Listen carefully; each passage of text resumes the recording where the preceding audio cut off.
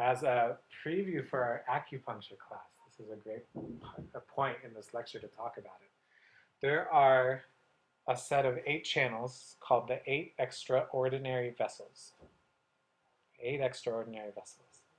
These are the first vessels to form before the regular 12 meridians that we needle all the time, that we have points on that we use all the time.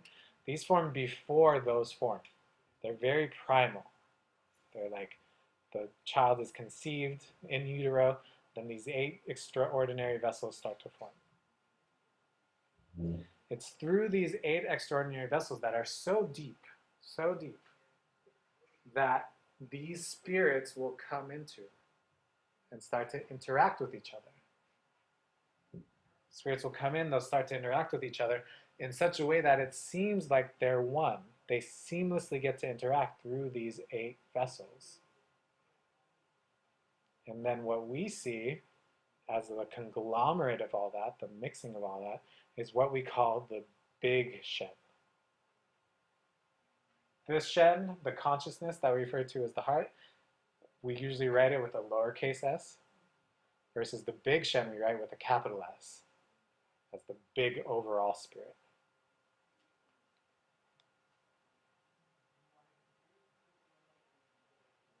So you said the 8 extraordinary vessels are being created in utero? Yes.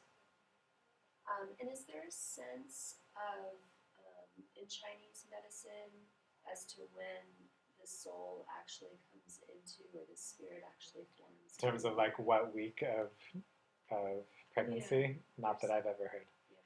Not that there it isn't out there, I just haven't ever been taught it or read it anywhere. Mm-hmm. Yeah. So is the thought that all of these coming together and formulating in utero begin to form that? To form the overall Shen within yes. utero? Yes. All of them come together and form the overall big Shen. Yeah. Good. So this GNC doctors actually uses the 8 channels to working on the points on these 8 channels? Or yes. It's not really big practice. It is. It is to varying degrees. Everybody in modern Chinese medicine school will learn how to activate the 8 extra channels, and then you can go deeper and get deeper training where you actually needle along the pathway of it. They don't have their own channel with points, but these 8 extraordinary vessels intersect with all of the other channels, and so you can needle points on, like, for instance, the pancreas or the liver channel or whatever channel, and you can access it because you're going along its pathway even though it doesn't have its own points. I see. Yeah. And treating on the 8 extraordinary vessels treats a lot of different things. For instance, you can treat, it's called the Du, or the governing vessel. That's all about the spine. So whenever somebody has back issues, particularly related to the spine, you open up the Du channel. Okay? So that's thinking of it from a physical perspective. But then, like I said, they're so deep and primal, there's an emotional component to all of that too. So you can treat it on this emotional level. The Du is associated with like yang energy. Our back is more yang, our front is more yin. The Du, or the governing vessel along the spine, is all about yang functioning. It's all about like breaking forth or breaking out and moving forward. So someone who's like really stuck in life, so each one of these carry great emotional things, emotional components. There's one of them that it's all about, it's where we store the emotional and physical trauma of our life.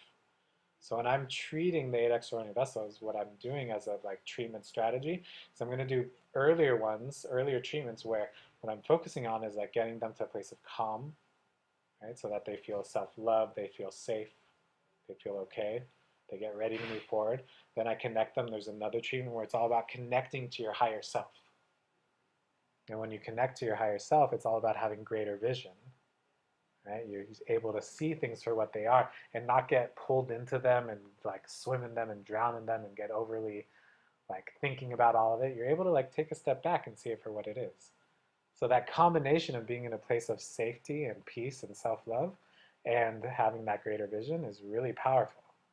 If you can get them to that place, then you can open the door to where their emotional trauma is, and then they're in a place where they can actually see it for what it is, with wisdom, with detachment, and feel safe to do so. And that's beautiful. That's where you process the real deep emotions, the real deep things that cause issues in our life. We'll talk about this next week. I'm just going to say it really briefly. The number one cause of internal disease in our body, things that come from inside, is the state of our emotions.